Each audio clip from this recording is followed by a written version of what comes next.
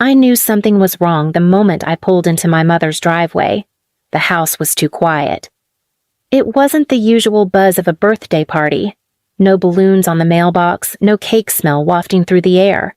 Just the sound of my tires crunching against gravel and the echo of a forced celebration that had nothing to do with joy. It was my daughter Sophie's 7th birthday, and she was already inside without me. I had stepped away to grab her favorite cupcakes from a bakery 2 towns over, one she loved because they piped cartoon animals in frosting and gave her a sticker for every smile. I even asked them to write her name on the box in purple. She loved purple. Please subscribe to our channel and tell us in comments from where are you watching this video. It was supposed to be a small gathering, just family, low stress. My mom insisted on hosting. "You work too hard," she said. "Let me do something for once." I should have said no, but I wanted to believe she meant it, that maybe after all these years of backhanded compliments and constructive digs, she was finally ready to show up for her granddaughter with kindness instead of sarcasm. When I opened the front door, laughter hit me like a slap. Not warm laughter. Mocking, cruel, mean-spirited. I froze in the hallway. My hands tightened around the cupcake box, my ears strained. "She even crawled for it," someone giggled. "Fits her perfectly," another said. "What a good little puppy." Then I heard Sophie. Not laughing, not crying either. Just quiet. I walked into the living room. My heart shattered. There she was, kneeling on the carpet in her birthday dress, a cheap plastic dog collar fastened tight around her neck. Her cheeks were flushed with embarrassment. Her eyes avoided mine. She held a squeaky toy in her hand. My mother, my own mother, was sitting on the couch, drink in hand, beaming with pride. "Well, look who's back," she said cheerfully. "We had a little fun while you were gone." I couldn't move. "What is on her neck?" I asked, my voice trembling. "Oh, don't be dramatic." She rolled her eyes. "It's just a joke. Sophie was pretending to be a puppy earlier, and I thought, why not play along?" "You put a collar on her?" I whispered. "She acts like a dog anyway," my mom chuckled, sipping wine. "She was crawling and everything. The kids thought it was hilarious, didn't you, Sophie?" Sophie looked down. I turned to my sister-in-law, who was filming on her phone. She smiled unfazed. "She's gonna laugh about it when she's older. Come on, don't ruin the mood." My hands shook so badly I nearly dropped the cupcakes. Sophie reached out with one finger to touch my leg. She didn't say anything. She didn't need to. She was humiliated. I kneeled down and unbuckled the collar with shaking hands. My mom scoffed behind me. "God, you're so sensitive. She was fine until you walked in and made it awkward." I turned to face her. "She's 7, I said, barely breathing. "You put a collar on a child." "You act like I beat her," she snapped. "She liked it." Sophie wrapped her arms around my neck. She was trembling now. "I didn't like it, Mommy," she whispered so softly only I could hear. And that was the moment something inside me snapped. Not in rage, not in tears, but in resolve. I stood up slowly, looked around at the living room full of people, my brother, my cousin, their smug wives, the neighbor lady who always gossiped about everyone else's parenting while sipping wine like it was communion. "Get out," I said. They laughed. I said, "Get out." "You're not the one hosting, dear," my mom said smugly. "This is my house." I stared at her. "Exactly," I said. "This is your house, and that's why I'll never bring her back here." She waved a hand, dismissive. "You'll get over it. You always do." Sophie clutched my leg tighter. I didn't argue. I just grabbed her hand and the box of cupcakes and walked out. She didn't ask why we left. She didn't cry. She just looked up at me and asked, "Mommy, can I still have my purple cupcake?" We sat in the car and ate them both. No candles, no song, just silence. But she smiled for the first time that day. That night, I couldn't sleep. I kept thinking about the way she looked on the carpet, collar tight, cheeks pink with shame. I kept hearing my mom's voice. She acts like a dog anyway. I couldn't stop picturing the people in the room laughing, not stopping it, not even hesitating. And that's when I knew. I wasn't going to scream at them. I wasn't going to post a video or file a lawsuit or start some viral campaign. I was going to make her crawl. Not physically. Emotionally. I was going to let her know what it feels like to beg for dignity. And I'd make sure the whole family saw it. But first, I needed to disappear. I didn't speak to my mother for 4 months. Not a call, not a text, not a photo of Sophie. Nothing. She didn't even try to apologize. She sent one smug message the day after the party. "Hope you've calmed down. Let's not hold a grudge over something so small." I blocked her. But she didn't need to text because I knew how she worked. I knew it wouldn't stop there. Instead, she turned to the rest of the family, her favorite audience. Suddenly, my aunts were calling. Cousins I hadn't heard from in years started checking in. Even my older brother messaged me a sarcastic, "Hey stranger, everything okay?" She was painting me as the problem, again. It wasn't new. Ever since I was a kid, I'd been the sensitive one, the moody one, the difficult daughter who couldn't take a joke. Paige, my perfect golden older sister who could do no wrong, was always the example. Even after she moved out, she remained the gold standard. And me? I was the one who always made things weird. But I didn't care what they thought anymore, because Sophie had started doing something strange. Every time we visited someone else's home, a friend, a neighbor, she hesitated before stepping inside. Her hand would tighten around mine, and she'd whisper, "Are they gonna make me bark?" I never told anyone that, not even my closest friend, because the shame on her face cut deeper than anything my mother ever said. So I made a plan. Not for revenge in the way they'd expect, but for a correction. I started small.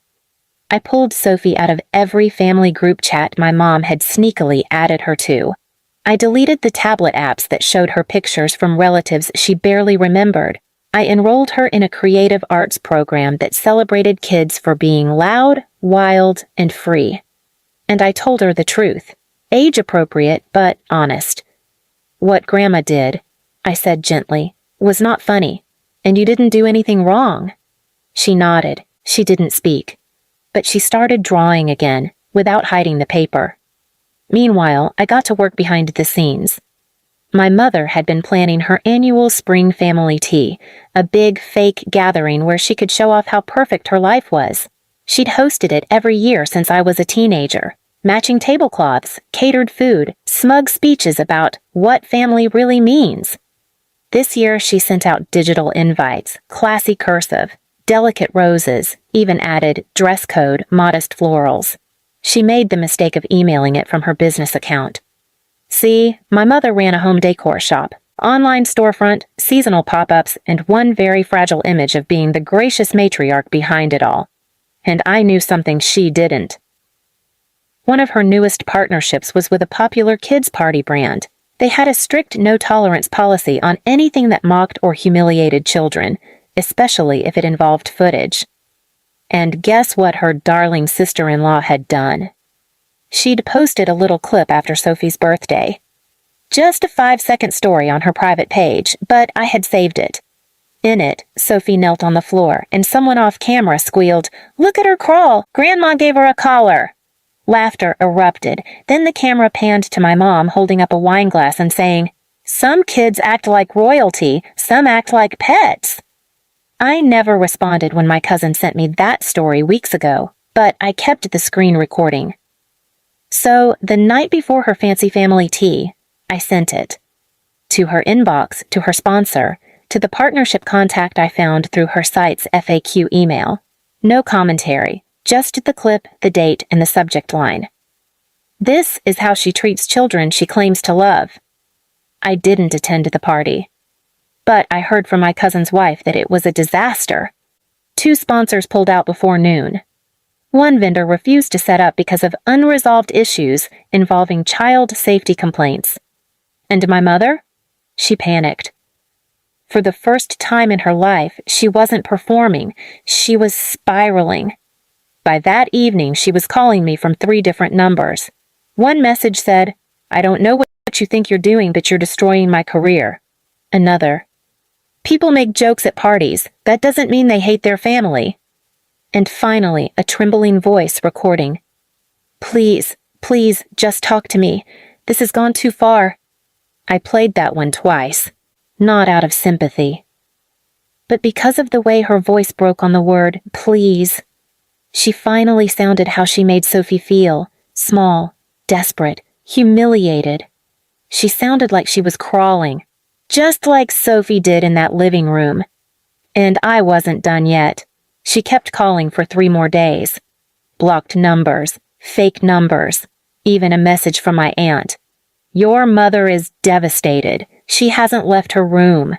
Happy now?" Was I happy? Not exactly, but I was calm. Calmer than I'd been in years. Because for the first time, I didn't feel like the child begging for scraps of kindness. I felt like a mother protecting her child with everything she had. I didn't answer her messages, not yet. Instead, I waited. I waited until I knew she'd be at her store. Thursday mornings were her photo shoot days. That's when she staged fake family gatherings to post online. Mugs labeled Best Grandma, pastel bunting, little fake grandkid photos she'd bought from a stock image site. That day I walked in. Not dramatic, not angry, just present. She was mid-pose, holding a tray of fake muffins in her curated, rustic kitchen nook. When she saw me, her smile cracked like glass.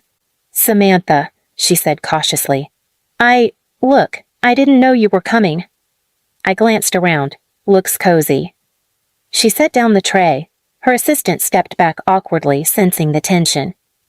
"I've been trying to call you," she said. "This whole thing's gotten out of hand." "No," I said simply. "It's finally in hand. Mine." She frowned. "You sabotaged me. You took that moment." "That moment was your idea of a joke," I said flatly. "One you told at my daughter's expense, in front of people with a camera rolling." She folded her arms. "You always blow things out of proportion. I didn't mean to hurt her." "You didn't care if you did," I replied. "That's worse." "I'm your mother," she snapped. "You owe me some respect." I smiled. And that's when I handed her the envelope. "What's this?" she said. "A cease and desist," I said. "From me, on behalf of Sophie. If your brand uses any of her name, image, or likeness in future marketing or content, you'll face legal consequences." Her face turned red. She's never... "You've mentioned her before," I cut her off.